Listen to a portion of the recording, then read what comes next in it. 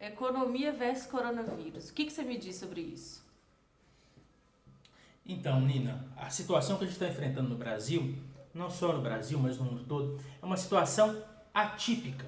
Nós estamos passando por uma grande pandemia que as gerações anteriores não passaram por isso. Então, a economia mundial vai ter que ser repensada a partir dessa situação, e a do Brasil também. Só que no nosso caso, a gente tem uma peculiaridade muito importante. Os governos anteriores, especialmente o governo Lula e o governo Dilma, conseguiram fazer uma reserva de 360 bilhões de dólares. Esse dinheiro é nosso, pertence às brasileiras e aos brasileiros. Então esse dinheiro tem que ser usado para as brasileiras e para os brasileiros, nesse momento em especial. Veja só, vamos pensar uma coisa.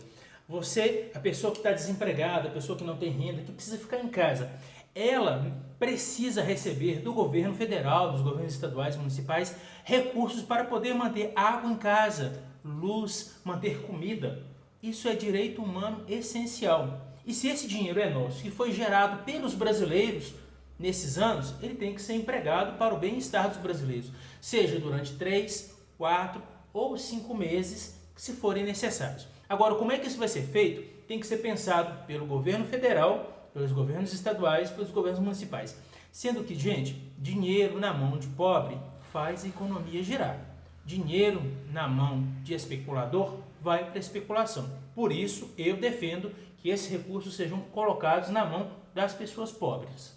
E pelo que a gente tem visto nos noticiários, na televisão e na internet, muitas falando sobre a gente parar o país até setembro, as coisas só vão se regularizar até setembro. Eu acho um tempo muito longo. Você acha que o país tem condições de dar essa assistência para as pessoas que precisam? Então, Nina, os recursos do país, né, a gente tem que pensar, eles são formulados tanto de impostos quanto de reservas que o país tem. Então, uma medida que também pode aliviar para a população, por exemplo, esse ano, por exemplo, o governo diminuir a alíquota do imposto de renda das pessoas de classe média. Porque, por exemplo, se você considerar uma pessoa de classe média que está em casa parada, com seu comércio, uma oficina, uma pequena empresa fechada, ele está deixando de ganhar dinheiro. Mas ele terá que pagar o imposto de renda do ano passado. Então esse também será um modo de facilitar, né, que as pessoas consigam reorganizar a vida delas. Eu acho que sim, o Brasil é um país grande, mas é um país muito organizado, com muita estrutura para suportar esse momento difícil. Sendo que a solidariedade entre as pessoas e uma visão social do governo, não uma visão voltada para os grandes bancos, para os grandes exploradores, os grandes especuladores, mas sim para quem sobrevive de renda. Tem que ser feito no Brasil.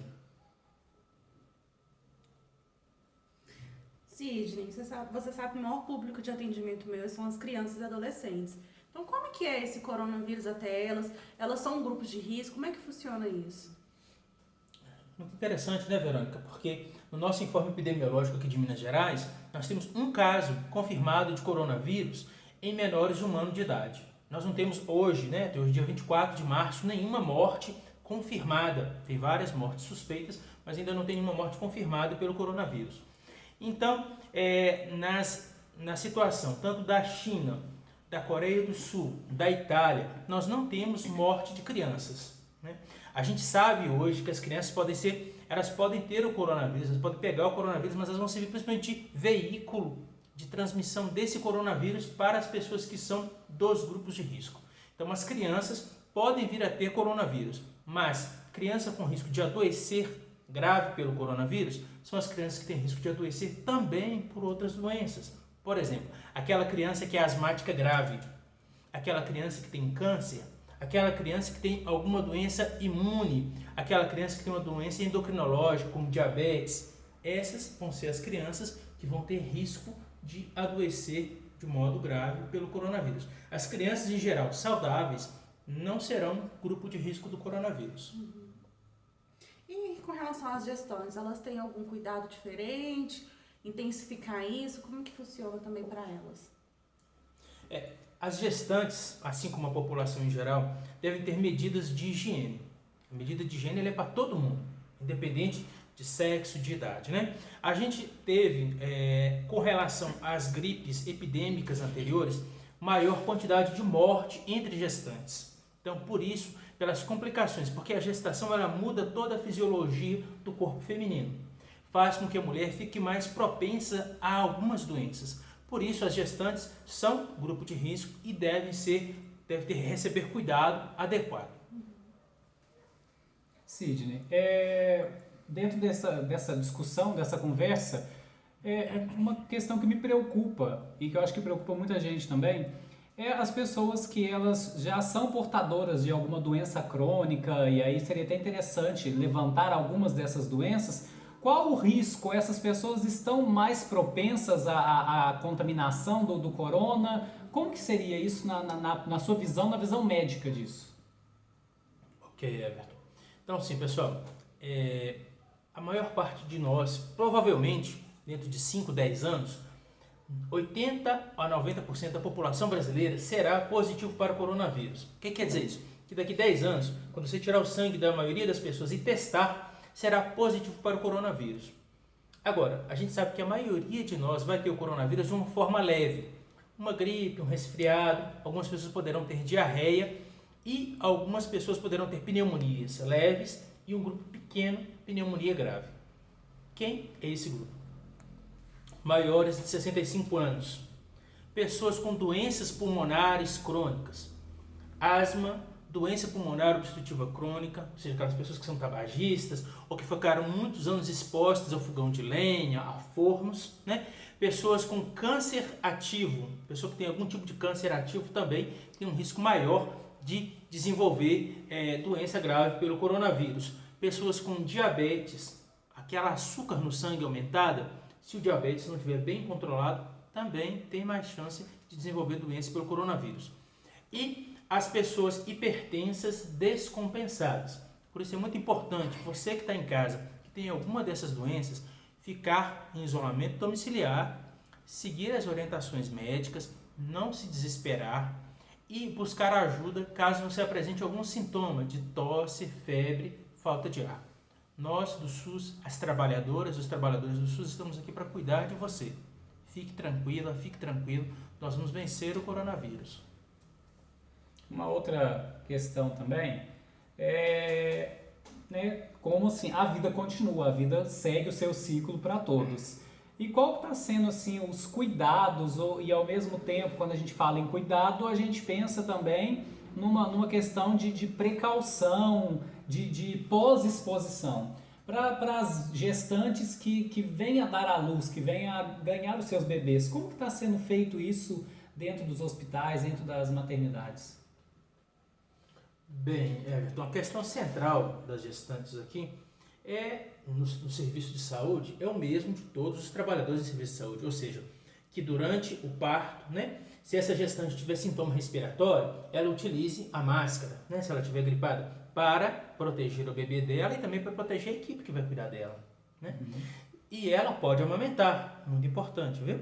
A gestante que estiver gripada, ela pode amamentar o bebê dela. Não tem importância se amamentar o bebê. E as medidas de higiene são as mesmas para qualquer lugar, seja para uma maternidade, seja para um pronto-socorro ou para uma cirurgia. Bacana. E o bebê, ele nasce, né, assim, vamos dizer, com zero imunidade. Como que está sendo feito esse controle? O SUS e o sistema parou, não parou, está dando as vacinas regulares, os primeiros cuidados ali com o recém-nascido, está sendo feito normal? Como é que está sendo isso? Então, todo recém-nascido, toda recém-nascida recebe na maternidade, né, os cuidados iniciais. Entre eles a vacina da BCG, que é aquela que é aplicada aqui no nosso braço direito, né, no músculo deltoide do braço direito, e a primeira dose da vacina da hepatite B. Tá? Toda criança recebe isso na maternidade. Após isso, após a alta, essa criança vai para casa e vai receber, a partir do 5º dia útil de vida, ela vai fazer lá as atividades de saúde do quinto dia de nascido, no qual vai fazer o teste do pezinho, pesquisar diversas doenças e iniciar o ciclo de vacinas. Nesse sentido, a saúde não vai parar, o Sistema Único de Saúde vai continuar funcionando. O que mudou, gente? Consultas eletivas. Por exemplo, eu tenho uma hérnia no umbigo, que eu preciso operar essa hérnia, mas ela não é emergência, ela não vai ser operada nesse momento. Eu tenho uma cirurgia de catarata para fazer. Ela não é urgência nesse momento, ela não vai ser feita, inclusive pelos riscos que as pessoas podem ser submetidas após os procedimentos. Então, nesse momento, nesses próximos 3, 4, 5 meses, o sistema de saúde ele não vai parar. Ele vai direcionar os seus esforços para atender primeiro quem mais precisa. O Dr. Sidney, a gente tem recebido muitas mensagens sobre medicamentos, sobre as vacinas que eles começaram a fazer campanhas para poder combater, né, o coronavírus, né?